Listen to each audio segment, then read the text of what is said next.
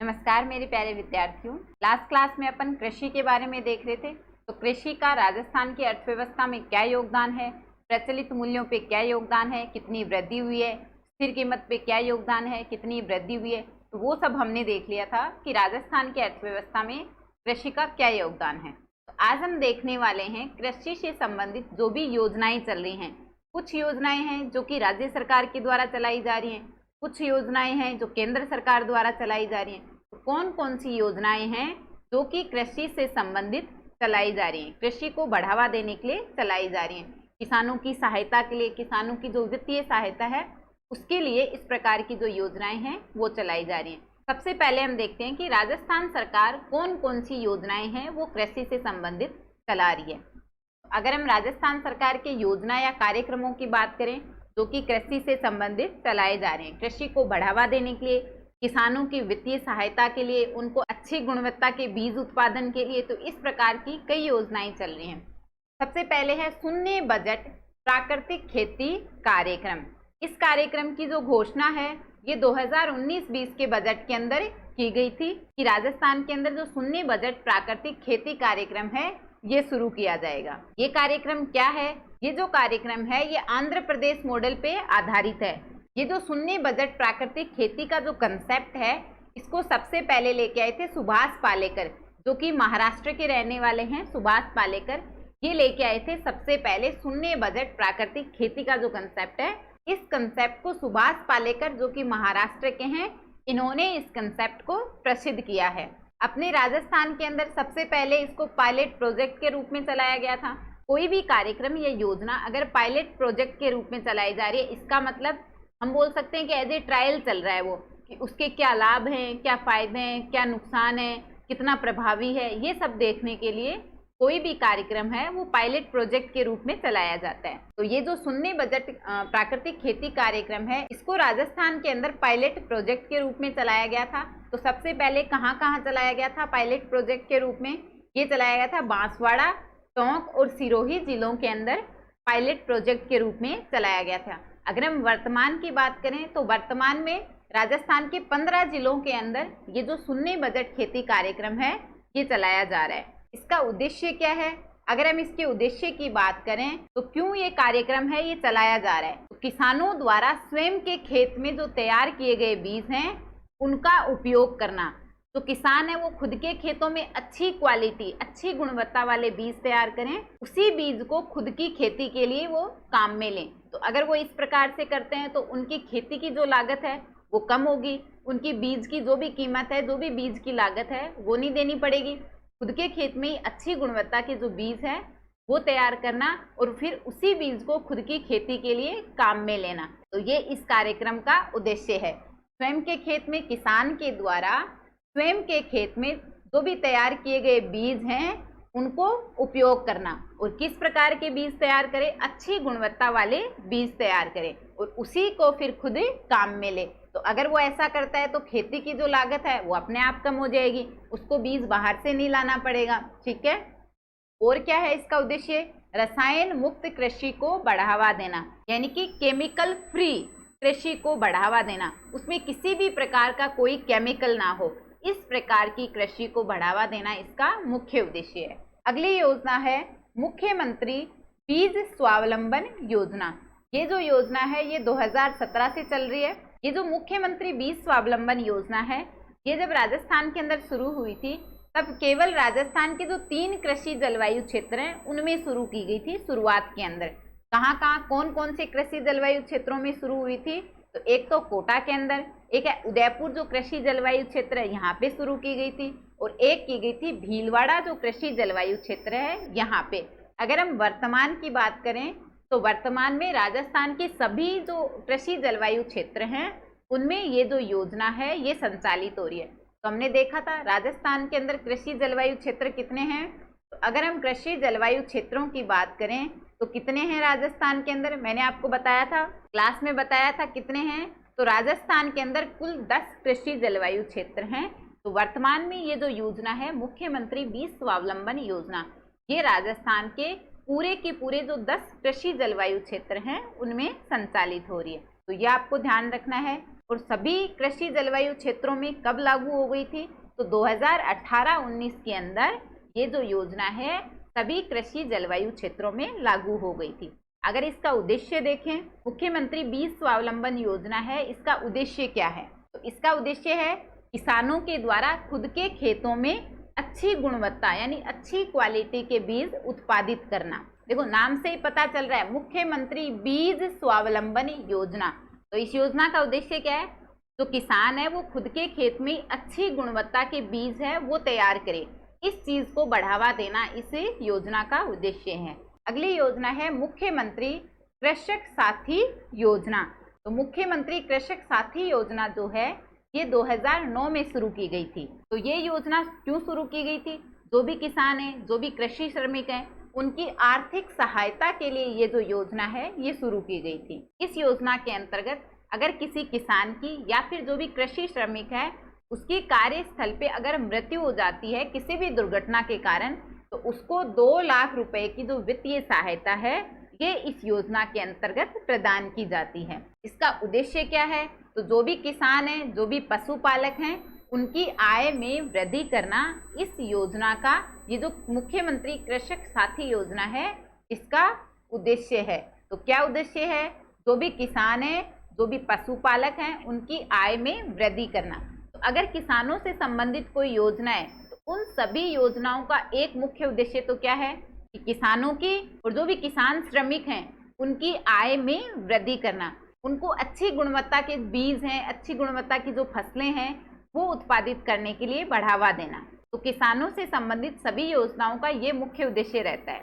इस योजना के अंतर्गत जैव उर्वरक यानी जो जैव खाद होती है, सूक्ष्म पोषण किट जो होता है फसलों के लिए, और उन्नत किस्म के जो बीज हैं, इस प्रकार की कई चीजें हैं वो इस योजना के अंतर्गत किसानों को दी जाती हैं। अगली योजना है राजस्थान कृषि प्रतिस्पर्धात्मक योजना। ये जो राजस्थान कृषि प्रतिस्पर्धात्मक योजना है ये विश्व बैंक की आर्थिक सहायता से राजस्थान में ये जो योजना है ये चलाई जा रही है। अगर बात करें कि राजस्थान के कितने जिलों में ये योजना संचालित है, तो राजस्थान के कुल 17 जिलों में राजस्थान कृषि प्रतिस्पर्धात्मक योजना है ये संचालित है। अगर हम कृषि प्रतिस्पर्धात्मक योजना के उद्देश्यों की बात करें कि इसका उद्देश्य क्या है, क्यों ये योजना है वो चलाई जा रही है, तो इसका मुख्य उद्देश्य है कृषि के उत्पादन को बढ़ावा देना, उत्पादकता को बढ़ावा देना यानी उसके प्रोडक्शन को तथा प्रोडक्टिविटी को बढ़ावा देना। एक तो अच्छा उत्पादन हो, अच्छी किस्म का उत्पादन हो, ज्यादा उत्पादन हो तथा अच्छी गुणवत्ता वाला उत्पादन हो, इसको बढ़ावा देना।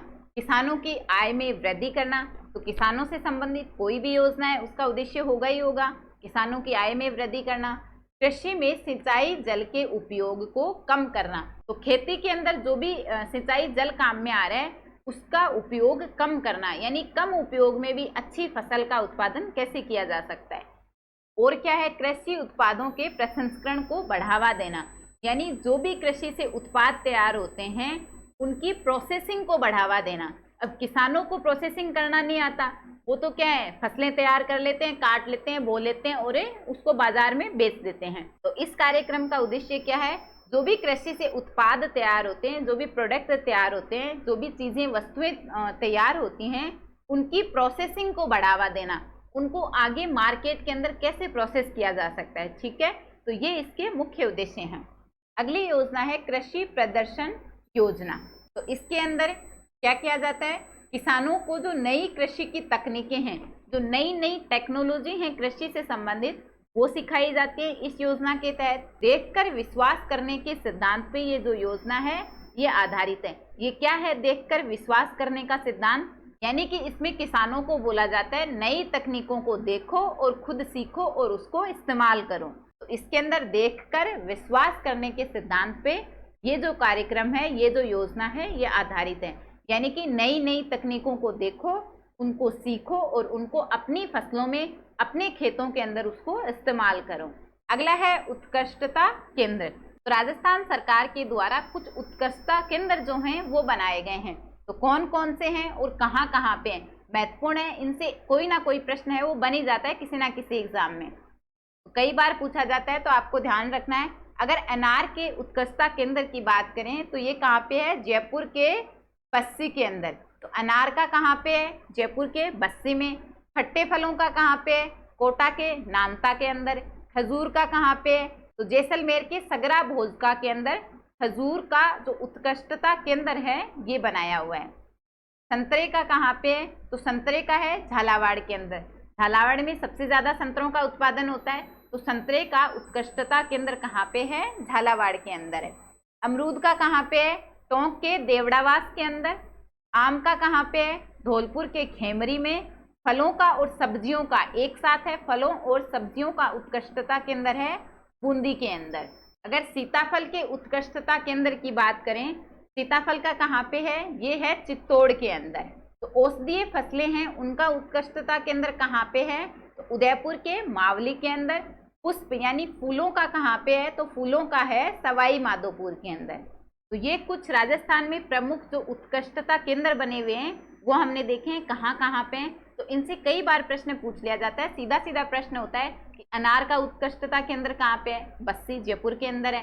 तो ये आपको ध्यान रखने हैं। अब देखते हैं कुछ मसाला पार्क भी बने हुए हैं राजस्थान के अंदर। तो अगर हम बात करें कि राजस्थान में पहला मसाला पार्क है वो कहाँ पे बना था, तो ये बना था तिवरी जोधपुर के अंदर। एक जगह पड़ती है तिवरी, यहाँ पे राजस्थान का पहला जो मसाला पार्क है ये बना था। 22 फरवरी 2019 को राजस्थान का जो दूसरा मसाला पार्क है ये भी बन गया था। तो राजस्थान का दूसरा मसाला पार्क ये ज़्यादा महत्वपूर्ण हो जाता है क्योंकि नवीनतम बना हुआ मसाला पार्क है। तो ये कहाँ पे है? कोटा के रामगंज मंडी को राजस्थान का दूसरा मसाला पार्क है ये बनाया गया है। ठीक है स्टूडेंट, तो ये हमने राजस्थान की जो प्रमुख योजनाएं या कार्यक्रम जो कि कृषि से संबंधित थे उनके बारे में देख लिया। तो जो भी कृषि से संबंधित मुख्य योजनाएं राजस्थान के अंदर चल रही थी वो हमने देख ली। अब हम देखते हैं कि केंद्र सरकार की कौन कौन सी योजनाएं हैं, कौन कौन सी प्रमुख योजना या कार्यक्रम हैं जो कि कृषि या फिर किसानों के लिए चलाई जा रही हैं। ठीक है, तो पहली योजना है प्रधानमंत्री फसल बीमा योजना। देखो नाम से ही पता चल रहा है जो भी फसल होगी उसका बीमा किया जा रहा है। ठीक है, तो जैसे ही मान लो उस फसल का नुकसान हो जाता है तो उसको आपको बीमा मिल जाएगा। तो बीमा के लिए कुछ ना कुछ प्रीमियम राशि भी जमा करानी पड़ती है। तो ये सरकार ने निर्धारित कर रखी है कि कौन सी फसल की कितनी प्रीमियम राशि जो है बीमा के लिए वो जमा करवानी है। तो ये जो योजना है 2016 में प्रधानमंत्री जो फसल बीमा योजना है ये 2016 में शुरू की गई थी। इसका उद्देश्य क्या है? इस योजना को शुरू करने का उद्देश्य है अगर किसी भी प्राकृतिक आपदा की वजह से फसल का नुकसान हो जाता है तो उसका बीमा कवर करना, ताकि उसको बाद में बीमा की जो राशि है वो दी जा सके। तो ये इसका मुख्य उद्देश्य है। कुल मिला के फसलों का बीमा करना। अगर मान लो फसलें किसी भी प्राकृतिक आपदा की वजह से, मान लो बाढ़ की वजह से अगर नुकसान हो जाता है तो उसका बीमा मिल जाता है बाद में। तो बीमा की कुछ प्रीमियम राशि जो हैं जो कि जमा करानी पड़ती है किसानों को, ये निर्धारित की हुई है सरकार के द्वारा। तो कौन सी फसल के लिए कितनी जो प्रीमियम राशि है वो जमा करवानी पड़ती है? रबी की फसलों पे 1.5% जो है वो प्रीमियम राशि के रूप में जमा करवाना पड़ता है, भरना पड़ता है। अगर खरीफ की फसलों की बात करें तो खरीफ की फसलों पे 2% प्रीमियम राशि के रूप में जमा करवाना पड़ता है। बाद में अगर उस फसल का नुकसान हो जाता है तो उस पर बीमा मिल जाता है सरकार के द्वारा। या वाणिज्यिक फसलें या फिर बागवानी जो फसलें हैं, यानी कि जो भी व्यापारिक फसलें हैं, जो भी बागवानी फसलें हैं, उनके लिए 5% जो प्रीमियम राशि है बीमा के लिए वो जमा करवानी पड़ती है। तो ये आपको ध्यान रखना है। सीधा सीधा पूछ लिया जाता है कि जो भी बागवानी फसलें हैं उन पे कितनी प्रीमियम राशि जमा करवानी पड़ती है। तो ये है 5%। खरीफ फसलों पे 2% और रबी की फसलों पे है 1.5%। तो सबसे कम जमा करवाना पड़ता है रबी की फसलों पे और सबसे ज़्यादा करना पड़ता है बागवानी या फिर जो व्यापारिक या फिर वाणिज्यिक फसलें हैं उन पे, ताकि अगर बाद में इन फसलों का नुकसान हो जाता है तो सरकार के द्वारा इन पे बीमा दे दिया जाता है। ठीक है स्टूडेंट, अगली योजना है राष्ट्रीय कृषि विस्तार एवं तकनीकी मिशन। तो ये जो योजना है ये केंद्र और राज्य दोनों के सहयोग से चलाई जा रही है। इसके अंदर केंद्र सरकार का हिस्सा है 60% और राज्य सरकार का हिस्सा है 40%। इस मिशन का उद्देश्य क्या है? कृषि विस्तार का पुनर्गठन करना और उसको सशक्तिकरण करना। कुल मिला के कृषि को बढ़ावा देना इसका उद्देश्य है। जो भी कृषि से संबंधित अच्छी तकनीक हैं कृषि के बारे में जो भी उचित तकनीक है उसके बारे में किसानों को सिखाना और कृषि विज्ञान की जो भी अच्छी पद्धतियां हैं उनके बारे में किसानों को बताना। तो किसानों को जो भी नई नई तकनीकें आती हैं कृषि के क्षेत्र में उनके बारे में जागरूक करना, कृषि क्षेत्र को, कृषि को कैसे बढ़ाया जा सकता है, इस बारे में किसानों को जानकारी देना इस मिशन का मुख्य उद्देश्य है। अगली योजना है प्रधानमंत्री कृषि सिंचाई योजना। ये जो योजना है 2015-16 के अंदर शुरू की गई थी। ये भी केंद्र तथा राज्य दोनों के सहयोग से चल रही है। केंद्र का सहयोग है 60% और राज्य का सहयोग है 40%। यानी इस पे जो भी खर्चा होगा उसका 60% तो देगा केंद्र सरकार और 40% देगी राज्य सरकार। तो राज्य तथा केंद्र दोनों के सहयोग से ये जो योजना है ये संचालित की जा रही है। इस योजना का मुख्य उद्देश्य क्या है? इस योजना का मुख्य उद्देश्य है बूंद बूंद सिंचाई को बढ़ावा देना, यानी कि जिसको ड्रिप सिंचाई भी बोलते हैं। तो ड्रिप सिंचाई को बढ़ावा देना या फिर जो फव्वारा पद्धति है उसको बढ़ावा देना। तो जो बूंद बूंद सिंचाई पद्धति है, जो फव्वारा पद्धति है, उससे क्या होता है, पानी है वो कम खर्च होता है, उससे पानी की भी बचत होगी तथा पूरी फसल को इक्वली पानी है वो मिल जाता है। तो इस योजना का मुख्य उद्देश्य है बूंद बूंद सिंचाई को बढ़ावा देना या फिर इसको बोला जाता है ड्रिप सिंचाई को बढ़ावा देना। अगर बूंद बूंद से सिंचाई होती है तो उससे पानी की भी बचत होगी और पूरी फसलों को पानी है वो पर्याप्त मात्रा में मिल भी जाता है। तथा जो फव्वारा पद्धति है यानी फव्वारे से सिंचाई करना, तो इसके अंदर फव्वारा पद्धति को बढ़ावा देना और बूंद बूंद जो सिंचाई है यानी कि जो ड्रिप सिंचाई है उसको बढ़ावा देना इस योजना का मुख्य उद्देश्य है। फसलों के उत्पादन को बढ़ाने के लिए, पानी को बचाने के लिए जो लघु सिंचाई पद्धति है उसके तहत ड्रिप और फव्वारा सिंचाई पद्धति को बढ़ावा देना इसका मुख्य उद्देश्य है। तो क्या हो गया इसका मुख्य उद्देश्य? फव्वारा पद्धति या फिर ड्रिप सिंचाई के माध्यम से फसलों के उत्पादन को बढ़ाना तथा पानी की बचत करना इसका मुख्य उद्देश्य है। ठीक है स्टूडेंट, तो ये आपको ध्यान रखना है। तो ये जो योजना है ये अलग अलग घटकों में संचालित हो रही है। तो एक तो है घटक ए जो कि सौर ऊर्जा से संबंधित है, एक है घटक बी। जो घटक बी है ये सोलर पंप लगाने से संबंधित है। तो घटक बी के अंदर जो प्रधानमंत्री कुसुम योजना है ये चलाई जा रही है। क्या योजना है? इसके अंतर्गत सोलर पंप लगाना इसका मुख्य उद्देश्य है। तो इसके अंतर्गत किसानों को 7.5 HP के सोलर पंप लगाने के लिए सपोर्ट किया जा रहा है। यानी इसका मुख्य उद्देश्य क्या है कि ज़्यादा से ज़्यादा सोलर पंप लगाना है, जिससे बिजली की भी बचत होगी। इसके लिए सरकार जो है ये सहायता भी करती है। तो इसके अंदर केंद्र है वो देती है 30%। जो भी सोलर पंप लगाने के अंदर खर्चा आता है उसका 30% देती है केंद्र सरकार तथा 30% देती है राज्य सरकार। तो कितना हो गया? 60% है, इसमें से 30% केंद्र सरकार देती है, 30% राज्य सरकार देती है। बचता है 40% जो कि किसान के द्वारा खुद के द्वारा दिया जाता है। उसमें से 30% का तो होता है ऋण तथा 10% है वो किसान को खुद देना पड़ता है। तो यह आपको ध्यान रखना है। जो प्रधानमंत्री कुसुम योजना है इसके अंतर्गत किसानों द्वारा अपने खेतों में सोलर पंप लगाने के लिए सरकार के द्वारा सपोर्ट किया जा रहा है, इसके लिए बढ़ावा दिया जा रहा है। इसके अंदर जो भी सोलर पंप लगाने में खर्चा होता है उसमें सरकार सहायता भी करती है। 30% खर्चा केंद्र सरकार देती है, 30% खर्चा है वो राज्य सरकार देती है। बच गया 40%, उसमें से 30% है वो लोन दे दिया जाता है तथा जो 10% बचता है बाकी का वो किसान है वो खुद खर्च करता है, वो किसान के द्वारा स्वयं खर्च किया जाता है। तो ये इस योजना के तहत कुछ मुख्य बातें हैं, काफ़ी महत्वपूर्ण योजना है, आपको ध्यान रखना है। एक इसके अंदर है घटक सी। तो घटक बी में हमने देखी प्रधानमंत्री कुसुम योजना है वो चलाई जा रही है। तो घटक सी के अंदर क्या किया जा रहा है? जो भी डीजल से चलने वाले पंप हैं उनको सोलर पंप में बदलना इसका मुख्य उद्देश्य है। ठीक है स्टूडेंट।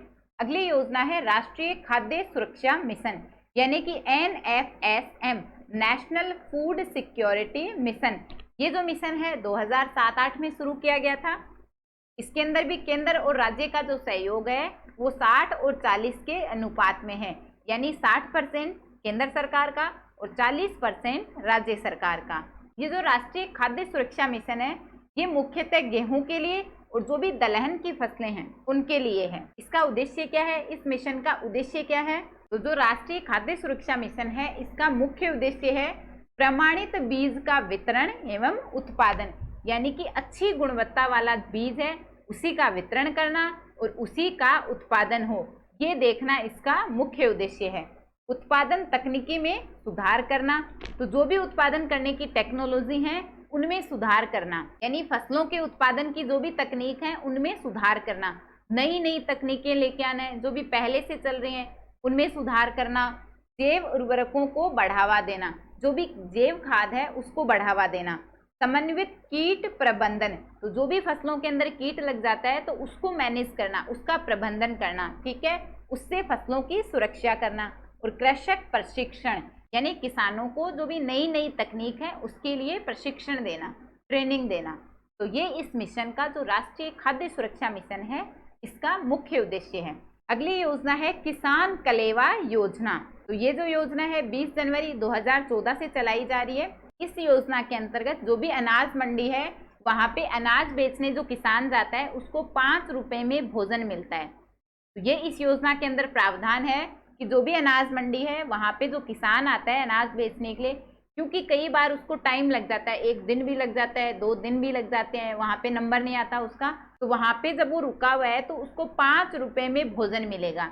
ये इस योजना के अंदर प्रावधान है। तो ये जो योजना है ये फूल मंडी और सब्जी मंडी के लिए नहीं है। फूल मंडी और सब्जी मंडी को छोड़कर बाकी सभी प्रकार की जो मंडियां हैं उनमें 5 रुपए के अंदर किसानों को भोजन दिया जाता है। अगली योजना है महात्मा ज्योतिबा फुले मंडी श्रमिक कल्याण योजना।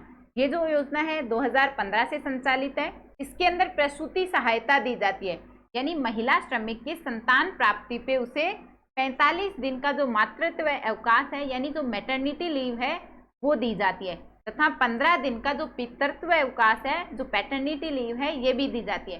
तथा ये जो मैटरनिटी लीव और पैटर्निटी लीव दी जाती है, इस दौरान उनको जो भी अकुशल श्रमिक का वेतन होता है वो दिया जाता है। तो पहले ऐसा कोई प्रावधान नहीं था कि अगर कोई महिला श्रमिक है, उसके कोई संतान होती है तो उसको अवकाश देने का कोई प्रावधान नहीं था। तो इस योजना के अंतर्गत जो महिला श्रमिक है उसको 45 दिन का मातृत्व अवकाश यानी मैटरनिटी लीव दी जाती है, वो भी वेतन के साथ। जो अकुशल श्रमिक वेतन है वो उस दौरान उसको दिया जाता है। और क्या प्रावधान है इसके अंतर्गत, अगर कोई महिला श्रमिक अपनी पुत्री का विवाह करती है तो उसको 50,000 रुपए की वित्तीय सहायता इस योजना के अंतर्गत प्रदान की जाती है। अगली है राष्ट्रीय टिकाऊ खेती मिशन। ये जो मिशन है कई योजनाओं का मर्ज करके ये मिशन है, ये बनाया गया है। तो कौन कौन सी योजनाओं को मर्ज करके ये मिशन बनाया गया है? एक है राष्ट्रीय सूक्ष्म सिंचाई मिशन, राष्ट्रीय जैविक खेती परियोजना, राष्ट्रीय मृदा स्वास्थ्य एवं उर्वरता प्रबंध परियोजना तथा वर्षा आधारित क्षेत्र विकास कार्यक्रम।